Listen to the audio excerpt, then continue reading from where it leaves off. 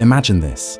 A 9-year-old blonde girl with freckles runs barefoot across a Christmas tree farm, singing songs she's made up herself, dreaming of one day conquering the world. No glamour, no paparazzi, just the rustle of needles in the wind and the distant whinny of horses. That was Taylor Swift, born on December 13, 1989, in West Reading, Pennsylvania. Today, with a fortune of over $1.6 billion, she's the first woman to become a billionaire solely through songwriting and performances. From this innocent girl to global icon, how did she do it? This documentary reveals rare anecdotes showing how hard work, smart strategies, and family support propelled her to the top.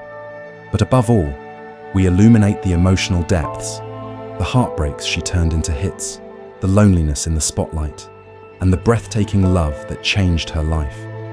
Let's begin where it all started, in the hills of Pennsylvania, where dreams were born from pure, childlike courage.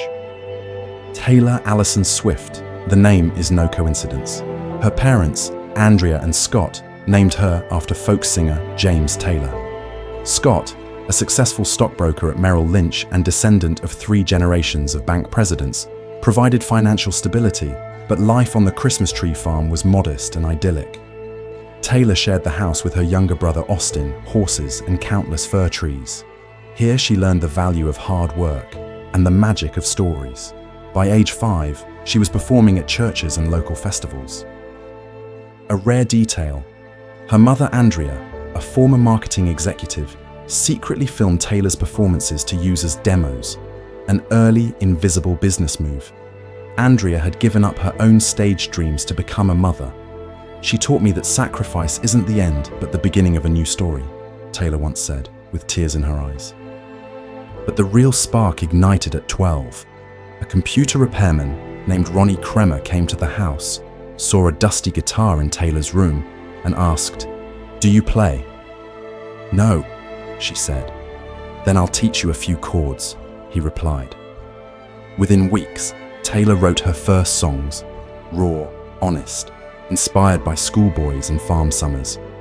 Her very first song was called Lucky You, about a school crush who ignored her. She sang it in cafes and on street corners to gain experience. At 11, the family sent a demo to Nashville and was rejected. "Too young, too country," they said. But Taylor didn't give up. At 13, she landed a deal with Sony/ATV Publishing as the youngest songwriter in the label's history. Every rejection was followed by a song that turned her vulnerability into strength. "Pain is the best teacher," she confessed in a rare podcast appearance. The big leap came in 2003. The family packed everything and moved to Hendersonville, Tennessee, the heart of country music. A rare fact. Taylor's father, Scott, bought a stake in the then unknown label Big Machine Records to give his daughter a chance. It wasn't just love, it was strategy. Taylor, now 14, attended high school but spent her days recording demos. She wrote tirelessly about first kisses, heartaches, and feeling different. "I wanted to tell stories that sound like diary entries," she said. Emotionally, the move hit hard. She missed her farm, her friends, her innocence. In an unpublished diary entry that leaked years later, she wrote, "I feel like a bird in a golden cage, free, but so alone." This loneliness flowed into her lyrics and made her relatable to millions. At 15, she signed with Big Machine. Her debut album, Taylor Swift, was released in 2006 and exploded. The lead single, Tim McGraw, climbed to number 5 on the country charts. Suddenly, she was the wunderkind. Here's an unknown story. She was supposed to open for Kenny Chesney, but the tour was beer-sponsored. Taylor was too young. At her 18th birthday party, Chesney's promoter handed her an envelope with a check and a note. "Sorry you couldn't join. Use it to fund your dreams." With that money, she paid for her band and tour buses, her first big business step. "It felt like the world extending a hand after shoving me," she recalled. The breakthrough was unstoppable. Fearless in 2008 made her a star, 4 Grammys, including Album of the Year, as the youngest artist ever. Taylor wrote 100% of her songs herself, setting her apart. With Speak Now in 2010, she wrote the entire album alone, an act of independence. Then came the pop switch. 1989 in 2014 made her the pop queen. Millions sold, but also scandals. Kanye West's interruption at the 2009 VMAs turned into a media circus. Taylor used it. Her album Reputation in 2017 was a rebellion, raw, angry, defiant. It culminated in Lover in 2019, where she sang of hope for the first time after years of breakup songs. Here's a rare insight.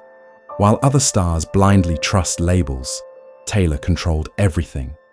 She produced herself, chose collaborators carefully, and refused to sell songs that didn't fit her vision. Her fans, the Swifties, became an army, streaming, buying, defending her online. But in 2019, the biggest blow, Big Machine sold her masters, the original recordings of her first 6 albums, to Scooter Braun for $300 million. Taylor felt betrayed. Instead of giving up, she launched the Taylor's Versions campaign, re-recording her hits to dethrone the originals. Folklore, in 2020, created in pandemic isolation, won a Grammy and proved Taylor reinvents herself endlessly. "I have learned that betrayal doesn't destroy, but reforges," she said in a tearful Grammy speech. How did she become a billionaire? Not just through hits, but smart moves. The Eras Tour in 2023 to 2024 broke records. Over $2 billion in revenue, more than all Super Bowls combined. Behind the scenes, Taylor paid her truckers $100,000 bonuses each and donated $500,000 to food banks in every tour city. She bought back her masters.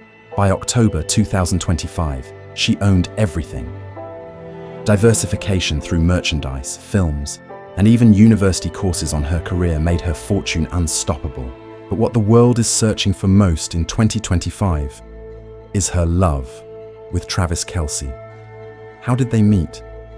In July 2023, during her Eras Tour in Kansas City, Travis tried to impress Taylor with a handmade friendship bracelet with his phone number. He sneaked backstage and failed. "I was like an awkward teenager," he laughed later. Taylor, wary after years of toxic relationships, hesitated, but she called and it clicked. Their first date was a spontaneous picnic under the stars. Taylor wrote a demo about that moment that was never released. It felt like the first rain after a drought. After 2 years, Travis proposed on August 10th, 2025. The ring, crafted from a piece of her first album bracelet. "He shattered it in the best way," she said. A wedding date remains under wraps, but Taylor revealed she's planning a huge celebration, potentially with Ed Sheeran performing. Given Travis's NFL schedule, it's likely between February and July 2026. Taylor, who never dreamed of weddings before. "Until I met my person. Now I dream of a day as big as our love." Today, freshly engaged and wedding excited, Taylor Swift balances fame and privacy, from the farm to the empire, through authenticity, resilience, and smart control. Taylor Swift shows us that dreams come true when you write your own story and follow your own heart. From a 9-year-old girl running barefoot through Christmas trees to a billionaire icon who found true love, her journey proves that staying true to yourself is the ultimate success. What do you think of Taylor's incredible journey? How has her story inspired you? Share your thoughts below. Thanks for watching.